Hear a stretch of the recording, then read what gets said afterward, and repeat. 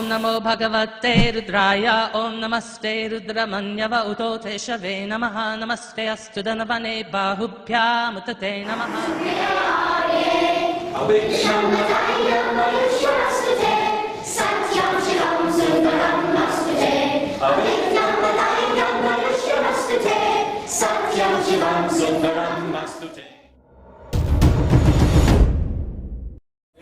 संस्कृत को हटा दें।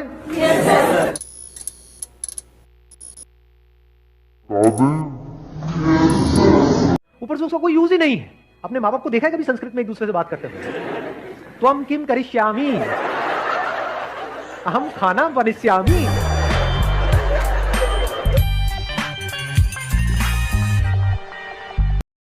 नमस्कार, जय हिंद। मैं हूँ Omkar. Why Sanskrit is so underrated in India. ये विषय लेने के पीछे रीजन ये है कि आने वाले वीडियोस में हम भारतीय सभ्यता, भारतीय एंशिएंट ग्लोरी को डिफाइन करने वाले हैं। तो एक कल्चर को समझने के लिए, एक सभ्यता को समझने के लिए उसकी भाषा हमें बहुत मदद करती है। उस संस्कृति के लिटरेचर से, वांग्मय से हम उस संस्कृति की बारीकियां समझ सकते हैं। पर क्या होगा अगर उस भाषा को ही मिटा दिया जाए, अगर उस भाषा के सभी ग्रंथों को जला दिया जाए तो क्या होगा? हाँ, ऐसा वर्ल्ड हिस्ट्री में बहुत बार हो चुका है और भारत में भी ऐसा बहुत बार हो चुका है। मध्यकालीन भारत में बहुत से इन्वेडर्स ने भारत को इन्वेड किया था और उनमें से एक था अलाउद्दीन खिलजी, जिसने पॉपुलर, बहुत लोकप्रिय नालंदा विद्यापीठ पे हमला किया था, उसको डिस्ट्रॉय किया था और नालंदा विद्यापीठ में अनगिनत ग्रंथ थे, उनको जला दिया था। आप इमेजिन कर सकते हो कि उस विद्यापीठ में कितने ज्यादा ग्रंथ होंगे और उन ग्रंथों में कितना ज्यादा ज्ञान भरा पड़ा होगा। अगर वो ज्ञान आज हमारे पास होता तो कितना ज्यादा हमें लाभ होता। फिर आधुनिक भारत में ब्रिटिशों ने भी ऐसा ही किया था। ब्रिटिशों के सत्ता में आने से संस्कृत भाषा बहुत वीक हो गई थी, क्योंकि ब्रिटिश सरकार ने गुरुकुल व्यवस्था की शिक्षण पद्धति बंद करवा दी। सरकारी नौकरियां सिर्फ इंग्लिश पढ़ने वाले लोगों को ही देने लगे, जिससे संस्कृत का महत्व समाज में घटता चला गया। ये महत्व कम होते होते आज सिर्फ हिंदू पंडितों के लिए सीमित है।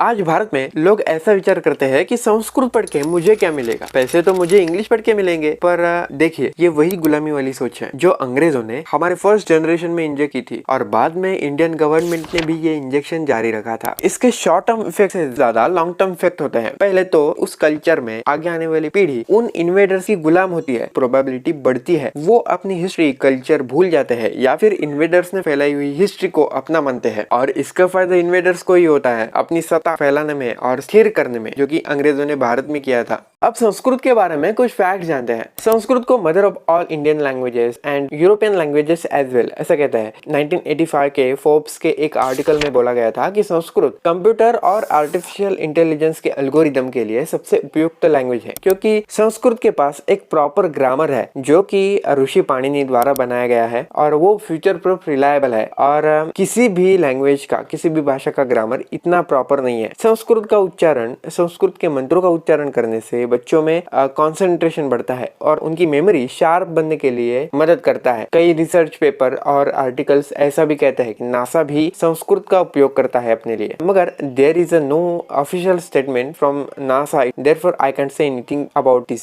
रामायण, महाभारत, चार वेद, उपनिषद, आरण्यक, ऐसे अनेकों ग्रंथ संस्कृत में ओरिजिनली लिखे गए हैं। अनेकों वर्ष भारत में इन्वेड होता रहा, भारत पे हमले होते रहे, फिर भी हमारी भाषा संस्कृत प्राकृत और अन्य रीजनल भाषाओं के साथ शाश्वत रही। एक मेजर फैक्टर ये रहा कि संस्कृत मौखिक रूप से जीवित रही। एक जनरेशन से दूसरे जनरेशन तक संस्कृत भाषा मौखिक रूप से लोगों में जीवित रही। फिर भी इतिहास में जो हुआ उसे हम बदल नहीं सकते, पर हम ऐसा प्रयास जरूर कर सकते हैं कि संस्कृत आगे जाकर हम सब में जीवित रह सकती है। इंग्लिश ये एक इंटरनेशनल लैंग्वेज है, हमें वो तो सीखनी ही चाहिए, मगर उसके साथ हमें संस्कृत भी सीखनी चाहिए। हाँ, मैं ऐसा नहीं कहूंगा कि आपको पूरे ग्रामर के साथ संस्कृत आनी चाहिए, मगर आपको संस्कृत के कुछ मेन मंत्रास है वो अगर पता होंगे तो भी चल सकता है। मैं आपको ये रिकमेंड करता हूँ कि आपको एटलीस्ट गणेश अथर्वशीर्ष तो जरूर पढ़ना चाहिए और वक्त मिलने पर उसकी चैंटिंग करनी चाहिए। सच में भारत में 2014 के बाद योगा जैसे ट्रेंड में आ गया था, वैसे ही संस्कृत भी अब ट्रेंड में आना चाहिए। आपको हमारा कंटेंट कैसा लगा ये हमें कमेंट करके जरूर बताना। हमारे छोटे छोटे प्रयासों से ही हमारी संस्कृति और मजबूत होगी, हमारी सभ्यता और मजबूत होगी। मैंने और भी बहुत वीडियो बनाए हैं, वो आप जाकर देख सकते हो।